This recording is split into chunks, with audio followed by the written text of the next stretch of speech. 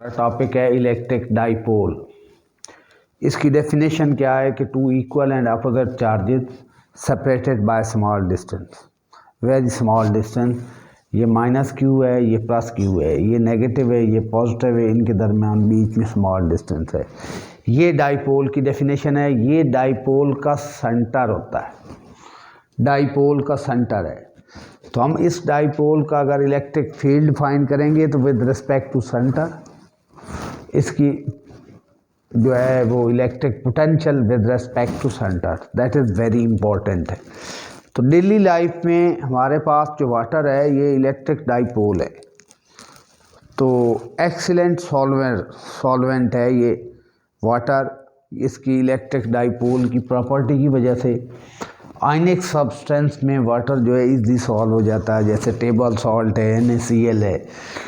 और इसके बाद वाटर मालिक्यूल अगर इलेक्ट्रिक डाइपोल ना होते, वाटर का जो H2O है, ये H2O मालिक्यूल जो है ये इसके अंदर वो इलेक्ट्रिक डाइपोल मोमेंट है। नेट नेगेटिव चार्ज जो है वो ऑक्सीजन साइड पे और net positive charge hydrogen side पे इस्टेब्लिश होता है, तो एक स्मॉल इलेक्ट्रिक डाइपोल होता है। इस वजह से ये एक्सीलेंट सॉल्वेंट है। अगर ये ना होता इसके अंदर इलेक्ट्रिक डाइपोल परमानेंट, तो ये पुअर सॉल्वेंट होता और हमारी जो केमिस्ट्री है इसका सोल्यूशन वो पॉसिबल नहीं होती। ठीक है। तो ये डेली लाइफ में ये इसकी बड़ी इंपॉर्टेंस है, ये इलेक्ट्रिक डाइपोल मोमेंट की। अब ये हमने इस पर फोर्सेस कौन सी लगती हैं, इस पर टार्क कौन सा अप्लाई होता है जब किसी इलेक्ट्रिक डाइपोल को एक्सटर्नल फील्ड में रखें, उस पे फोर्सेस कौन सी लगती हैं, टार्क की वैल्यू क्या है और इलेक्ट्रोस्टैटिक पोटेंशियल एनर्जी क्या होती है। ये तीन चीज़ें हमने फाइंड आउट करनी है। ये हमने नेगेटिव चार्ज यहाँ पे क्यू रखा, यहाँ पे पॉजिटिव चार्ज रखा, ये लाइन इलेक्ट्रिक फील्ड लाइन है, ये ई की डायरेक्शन है। क्यू पे जो इलेक्ट्रिक फोर्स लगती है वो in the direction of field है, पॉजिटिव क्यू पे। नेगेटिव चार्ज पे जो फोर्स लगती है opposite to direction of electric field है।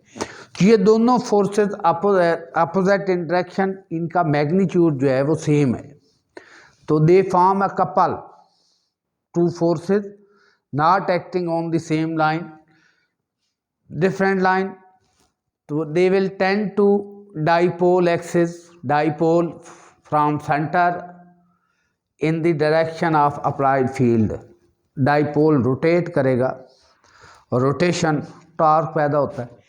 तो नेट फोर्स तो डाइपोल पे ज़ीरो होती है, लेकिन ये नेट टॉर्क ज़ीरो नहीं होता। नेट टॉर्क ज़ीरो क्यों नहीं होता कि ये फोर्सेस सेम लाइन नहीं है, इनकी सेम लाइन के लॉन्ग एक्ट नहीं कर रही।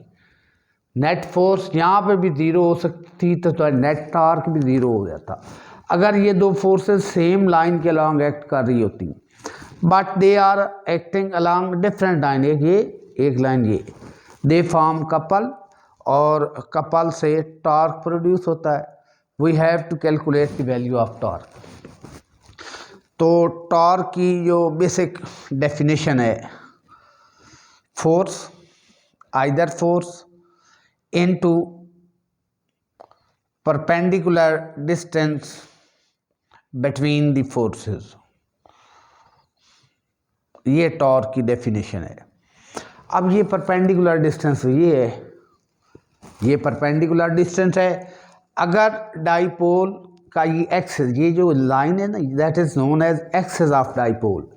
एक्सिस ऑफ डाइपोल और इलेक्ट्रिक फील्ड के बीच में एंगल अगर थीटा है ना, तो ये एंगल थीटा है तो ये एंगल भी थीटा होगा। और ये डिस्टेंस अगर डी है, डाइपोल मोमेंट की सेपरेशन है, दो इक्वल अपोजिट चार्जेस का डिस्टेंस डाइपोल की सेपरेशन है, तो ये वाला डिस्टेंस हमारे पास आता है डी साइन थीटा। तो टॉर्क की वैल्यू आ गई हमारे पास F into D sine theta. अब इलेक्ट्रिक फोर्स किसी एक आइदर चार्ज पे जो लग रही है उसका मैग्नीट्यूड होता है F is equal to Q E. इस पे लगे या इस पे लगे, फोर्स एक की मैग्नीट्यूड लेना है। तो ये टॉर्क की वैल्यू आ गई Q E sine Q E, साथ ये डी इंटू साइन थीटा। अब एक टर्म और है, charge into distance between two charges in the dipole. Charge, किसी एक चार्ज का magnitude into distance between the two charges in the dipole, this quantity is called electric dipole moment. Electric dipole moment, electric dipole moment, और इसको denote किया जाता है P। It is a vector. ये क्या है? वेक्टर क्वांटिटी है। Vector quantity, इसकी direction from negative charge to positive charge, negative charge to positive charge along the dipole axis. ये जो लाइन है ना, जो चार्जेस को ज्वाइन कर रही है, इसको कहते हैं dipole axis, along dipole axis. तो ये आपका रिलेशन आ जाता है टॉर्क का। Torque comes out to be, ये quantity P E sine theta, P भी वेक्टर है, E भी वेक्टर है, दो वेक्टर साथ साइन थीटा हो तो ये क्रॉस प्रोडक्ट होती है। और अदरवाइज भी हमें पता है टॉर्क जो है वेक्टर क्वांटिटी है, तो torque is equal to P vector cross E vector. ठीक, तो साइन एंगल, ये वाला एंगल ज़ीरो हो ना, तो टॉर्क का dipole axis already in the direction of electric field है। ठीक है ना, ये डाइपोल का मोमेंट जो है, डाइपोल का कि dipole axis is already along the direction of E. इस सूरत में साइन ज़ीरो, टॉर्क ज़ीरो, और इसकी पोटेंशियल एनर्जी जो है मिनिमम होगी, that is stable equilibrium position. इसके बरक्स अगर ये हो थीटा 180 हो, टॉर्क ऐसे ओरिएंट करके ऐसे लगाया जाए, वहाँ पे फिर टॉर्क ज़ीरो होगा। साइन 180 की वैल्यू ज़ीरो होती है और टॉर्क फिर ज़ीरो होगा, लेकिन वो अनस्टेबल इक्विलिब्रियम होगा। तो इसको सम अप करके यहाँ पे लिखें ना, थीटा ज़ीरो होगा तो ये भी टॉर्क ज़ीरो है। इसको कहते हैं ये स्टेबल इक्विलिब्रियम है सिस्टम का, दैट इज़ स्टेबल इक्विलिब्रियम। अगर आपका थीटा 180 हो, साइन 180 की वैल्यू अभी ज़ीरो होती है, थीटा 180 पुट करें, साइन 180 ज़ीरो होता है, torque is again zero, but it is unstable equilibrium. Unstable equilibrium है ये वाला।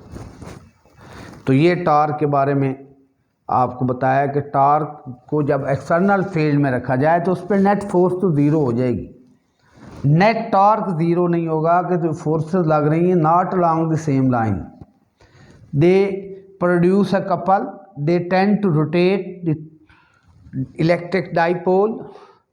We are going to calculate, हमने टॉर्क जो कैलकुलेट किया about the centre at the dipole axis, इसके अबाउट हमने टॉर्क किया है। ये क्रॉस प्रोडक्ट है, टॉर्क जो है ये क्रॉस प्रोडक्ट है इलेक्ट्रिक डाइपोल मोमेंट और एक्सटर्नल अप्लाइड फील्ड। एक बात यहाँ पे याद रखनी कि इस टॉर्क को एक्सटर्नल फील्ड उसमें रखा गया है जो यूनिफॉर्म है, जो कांस्टेंट फील्ड है, नॉन यूनिफॉर्म नहीं है। तो इसका ये फाइनल जो है हमारे पास जो है वो फार्मूला आ जाता है। Thank you very much.